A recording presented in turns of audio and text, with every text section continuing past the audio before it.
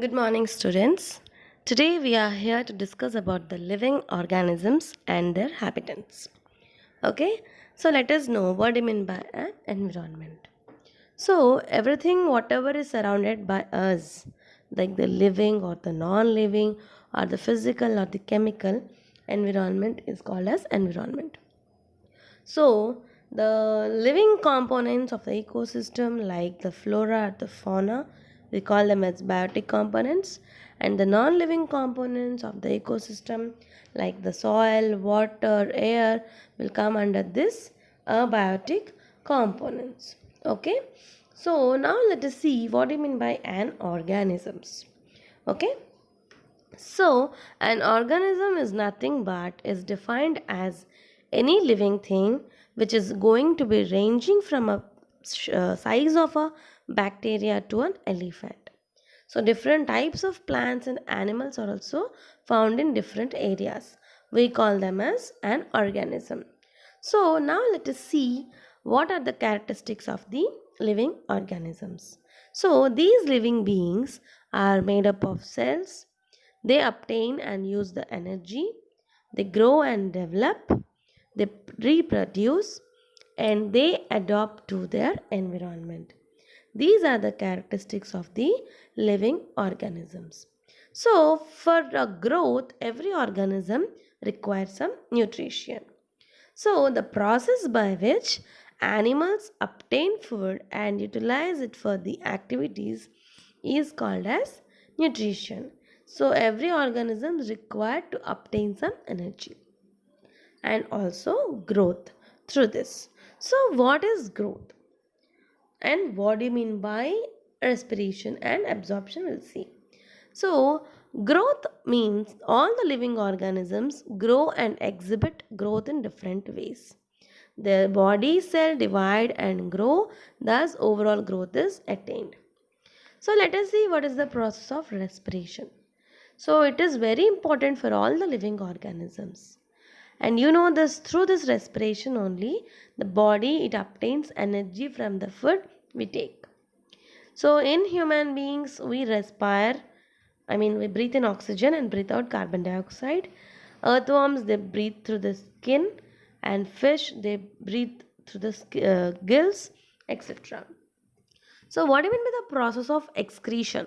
We all take the food. So, whatever it is essential for the body, it will be utilized. And whatever is remained, it will become as a waste and it is needed to be excreted. So, like urea, sweat, it is going to be excreted. Okay. So, habitat.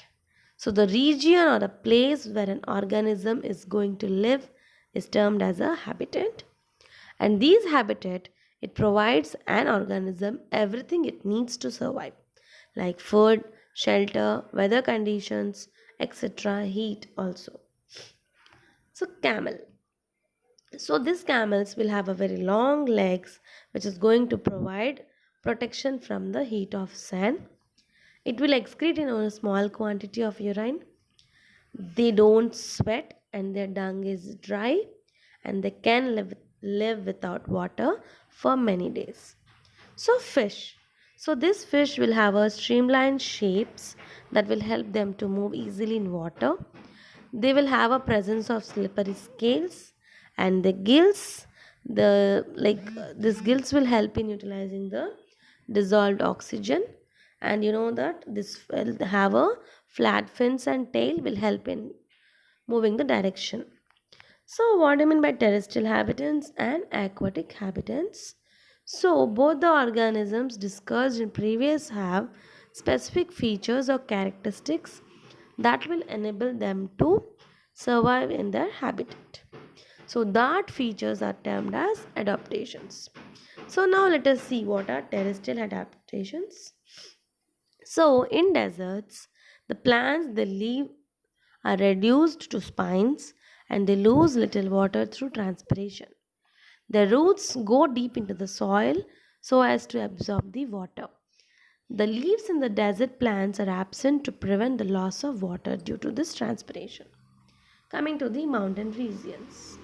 The trees here are conical shaped with the slope like branches and also needle-like leaves are present so that the rain or the snow that is going to slide off them easily.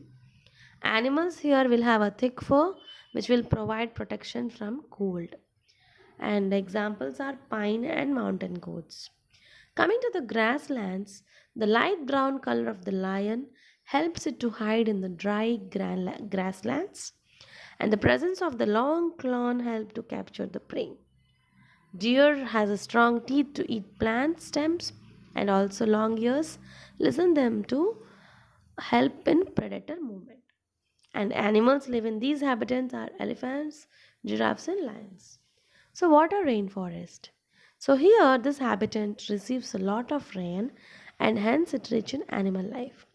Mammals, amphibians, reptiles, all sorts of animals are found here. The climate here is hot and humid and animals will have a adapt to survive. Polar habitat. These habitats are very cold and windy. The animals are mostly carnivores and have thick fur to survive in cold. So examples are here polar bear, reindeer, penguins. So here some blend in ice and some may hibernate in the coldest months. Let us see what are aquatic habitats. So the marine habitat, it comprises of oceans, sea and both the have a salt water. They have a home to a wide variety of creatures like most part of fish population is found here. So marine creatures are found in estuaries where the rivers and oceans meet and water is salty. Clear? So oceans. So these oceans will have the organisms that have a streamlined bodies and gills. Octopus do not have a streamlined bodies, so they stay deep in ocean. Whales have blowholes instead of gills that will enable them to breathe easily. Freshwater habitat. River, lakes, ponds comprises the freshwater habitats. 3% of the world's water is accounted as freshwater, but still a wide variety of species are found here. Now let us see what are coastal habitat. So the habitat where the land meets the sea. Beaches, special types of trees called mangroves are found in this habitat. Coastal plants like seaweed attach to the rocks firmly so that they are not swayed by the waves. Now let us